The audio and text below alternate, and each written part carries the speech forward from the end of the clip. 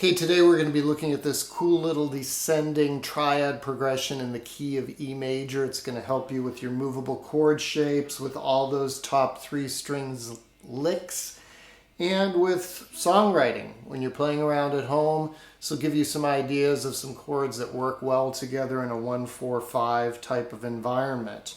So we're starting up here at the A shape of an E chord at the 7th fret. You should know the top 3 strings of which are 9, 9, 7, like that. It's probably easiest for you to keep the top 3 strings barred throughout this downward progression, just for cleanliness and ease of playing. So the picking pattern I'm using for this is 3-2-1, 3-2-1, 3-1. So 3-2-1, 3-2-1, 3-1. Then you're going to drop a half step on the 3rd string to the 8th fret. So we've dropped from an E, the root note, at the 9th fret to the D sharp there at the 8th fret, which you should know is the major 7. So we've gone from an E to an E major 7, part of an E major 7, right? So you should always know that half step below the root is your major 7. Then you're going to drop another half step to the 7th fret on the 3rd string,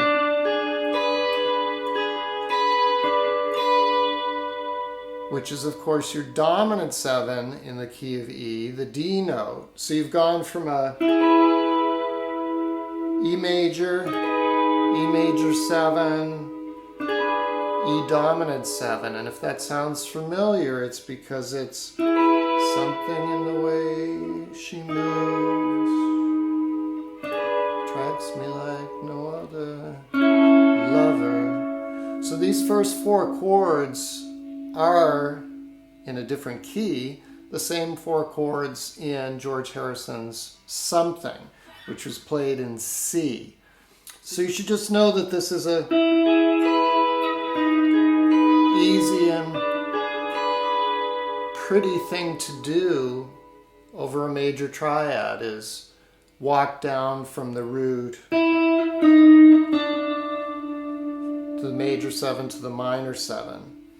And it leads us beautifully into the 4 chord, which here in the key of E is our A major triad there, part of the E or F shape of the A major there at the 5th fret. So I've showed you in other lessons how over the 4 chord, it's really nice to mix in the 4 minor chords. So if you have 2 bars of the 4, in this case A, you can play 1 bar of A major and then 1 bar of A minor before going back to your 1. Or if you just had 1 bar of the 4 chord, play 2 beats of A, 2 beats of A minor. Again, 2 beats of the major 4, 2 beats of the minor 4. So from the top again, we have E major triad, E major 7,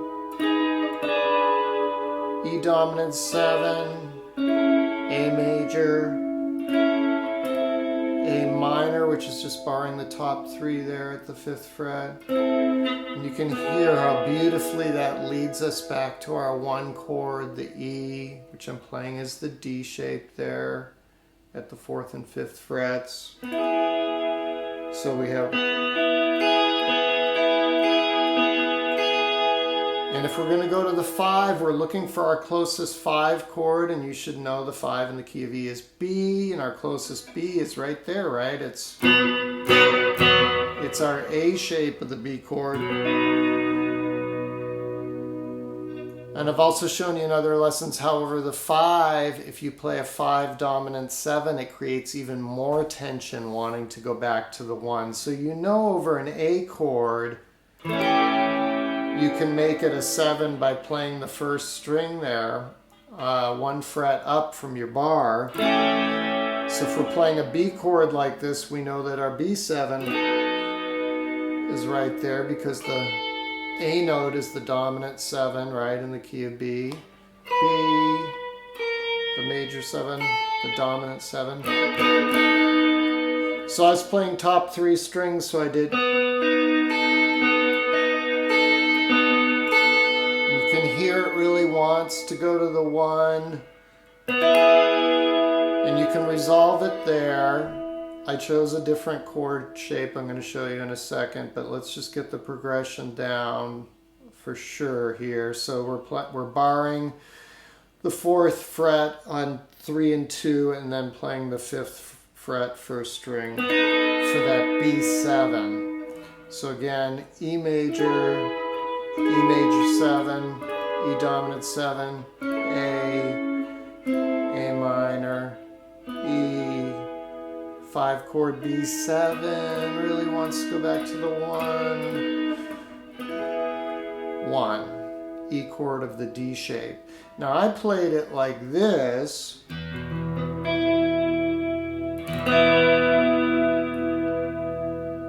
which is sort of a hybrid chord. I don't think it's used enough. It's a pretty cool little chord, and basically it's bridging 2 different shapes. We have 3 notes on the bottom 3 strings out of the E shape of an E chord, and then we have the 3rd and 2nd strings playing the D shape of the E chord here.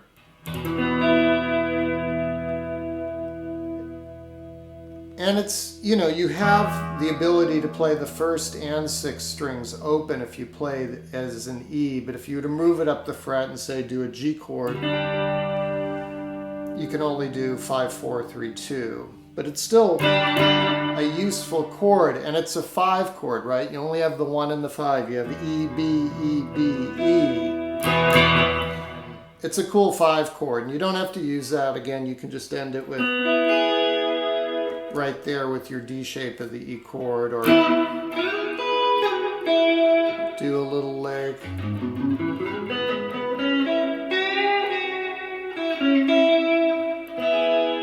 To end it, whatever you like. So play around with this. I think you'll have some fun with it. Use it, like I said, in your songwriting. And as always, thanks for joining me. I will see you next time.